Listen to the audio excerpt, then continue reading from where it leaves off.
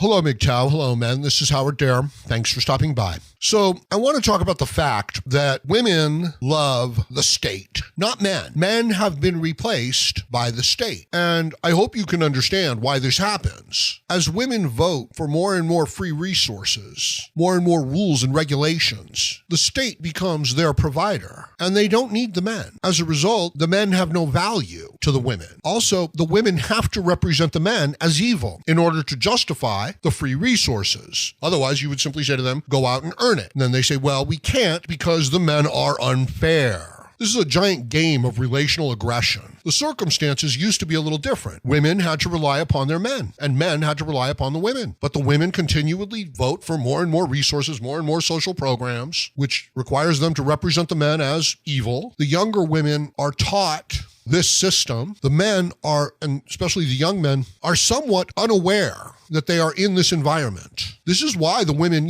make themselves so unattractive. This is why the feminist doesn't attempt to make herself attractive to the men. This is why they represent any sort of interaction with men as disgusting, as beneath them. And yet, we are all here as a result of men and women getting together. So it's not oh so abhorrent to a human being. Indeed, this has been, the argument that nature and men are punishing and oppressing the women, and therefore there must be a legal and social remedy. So the women are using the state to destroy the men of Western civilization, and the boys are raised to accept these values. Did you see the meeting at Google? That was disgusting. Google executives crying because Hillary Clinton lost the election. You would think that at least one of them would have an understanding of capitalism, would understand the objective principles of freedom. And yet they all adopt this leftist, communist, socialist, childlike view of the world where everybody should be taken care of like in a loving family, from each according to their abilities and to each according to their needs. And yet these are like multimillionaires. So that's fascinating as well, how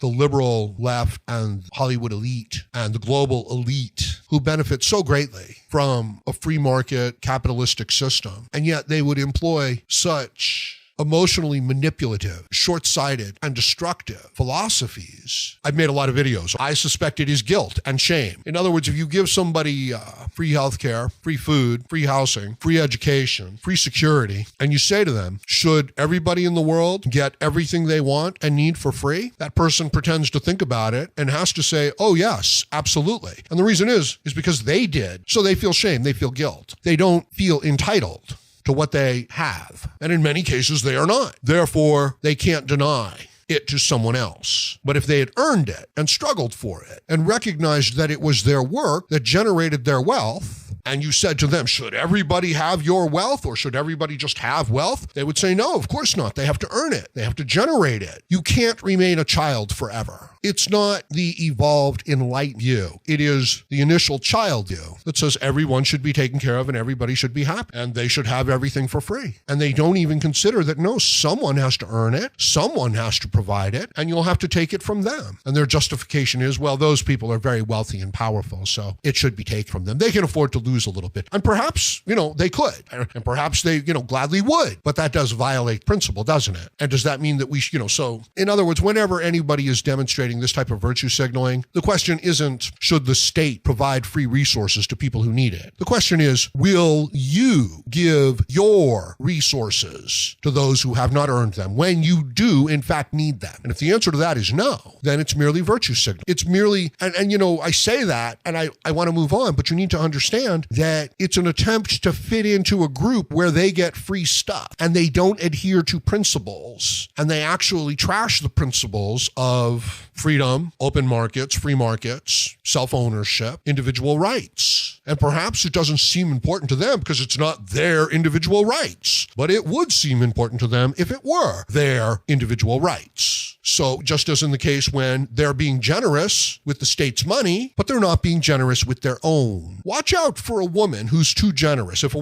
you meet a woman and she says everybody should be taken care of for free, I hate to see any suffering in the world. Oh, we have to rescue that pup. Oh, we have to help out this friend. Oh, we have to help out that. And they're not using their own money. Like they're asking a man to, to do these things for them, or their family to do these things for them. Watch out for that woman. She's not what she seems to be. She's signaling this level of generosity so that she can claim this level of generosity. She is Blanche Dubois, who has always relied on the kindness of strangers. Indeed. And if she's pretty, she can rely on the kindness of strangers even more. But can you, as a man, can you rely on the kindness of strangers as a man? Well, perhaps if you're a young man and you're part of the group, and the group gives away free things that other people have earned. But if you're not part of that group and you're a man, can you rely on the kindness of strangers? And the answer is no. Of course you cannot. And if you attempt to, they will mock you. They will belittle you. They will shame you, and rightly so, because it's absurd. What are you going to do? Sleep with them?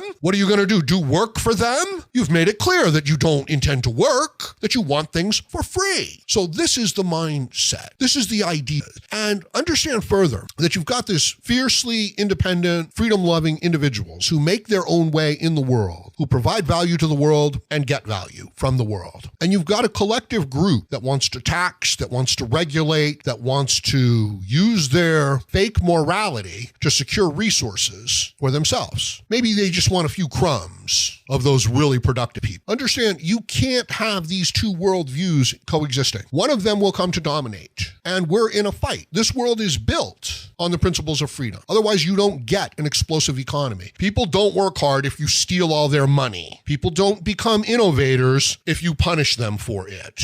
And if there's a lot of extra resources floating around, some people start to become conformity enforcers. They create bullshit rules and regulations. They pretend to get their feelings hurt. They pretend that they're being treated unfairly in a system and that they should be compensated. They pretend that something was done to their ancestors by your fathers and that you should pay for the sins of your fathers. Give me $5,000. It's obscene. It's a crime against human nature. It is actually taking the human being and putting them down on the level of an animal, because it is without thought. It is without reason. It's an emotional response. It's a childlike emotional response. Yes, it would be great if everybody in the world could get everything they wanted for free and there was no suffering. But it doesn't work that way. Everybody has to provide for themselves. Every life form must be able to sustain itself in its environment. Children for a little while, the pregnant woman for a little while, the elderly in the human society for a little while. But in nature, if you can't do the job, if you can't get the job done, there's no place for you. So you can help people, but it should be through your own generosity. It should not be through some sort of state mandate. When you help the people, you're not making them stronger in most instances. If you're helping them through a rough time, that's good. That seems to be okay. But if they become dependent on it and entitled to it and rely upon it, then no. Now you've crippled them. Now you've actually made them weak. There's a saying in convalescent hospitals, in homes for the elderly, they don't do anything for the patients that the patients can do for themselves, because it's robbing them of their agency. So you can't do anything for women that they can't do for themselves. And yet, that's all we do. You can't do anything for people from other countries that they cannot do for themselves, okay? And yet, that's all we do. As a man, you're not welcome in that group unless you become crippled, like an animal, an emotional man. Look, I find it disgusting when a full-grown man does not look and carry himself like a man, when he makes excuses, when he becomes emotional needlessly. And I don't mean when he becomes passionate. I mean when he starts to cry for sympathy and for the suffering of others, when he starts virtue signaling about imagined suffering someplace, and therefore his political views, his worldview is justified.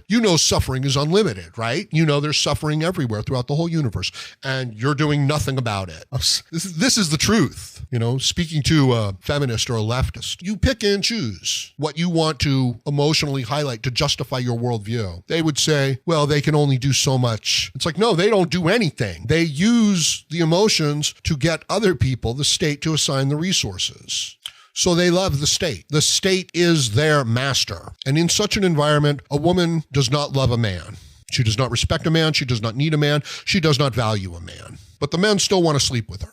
But she'll have nothing but contempt for the men. And the young girls are raised. And understand, this is not like, oh, that's so mean and rotten of them. This is the environment that they're in. This is what they are taught. This is what they believe. This is mirrored by all the institutions. It's a gynocentric world. It is the women and children first. You, as a man, are being sold an illusion that you're going to get together with a woman and build a family, and that she's going to respect you and value you. that she's going to be your soulmate. Why would she do that when she can get whatever she wants from the state, when she's been trained to see you as the enemy? Understand and appreciate your place in the world as a man. I think the young men are trained to really imagine that we're all equal, that we're all the same, that the world views us all the same, that the institutions of the state view us the same. They do not. You understand how the welfare state creates entitled, crippled, animal-like that live for their emotions, that they're eternal children, that they don't have to learn job skills, that they don't have to make themselves strong, they don't have to develop sustainable habits. They get free food, they get free housing, they get free health insurance. So I hope that helps. Let me know what you think about this in the comments section below. And please like, share, comment, subscribe, donate. Join me again, Howard Dare, as I plan to have more content for you. Thank you, MGTOW.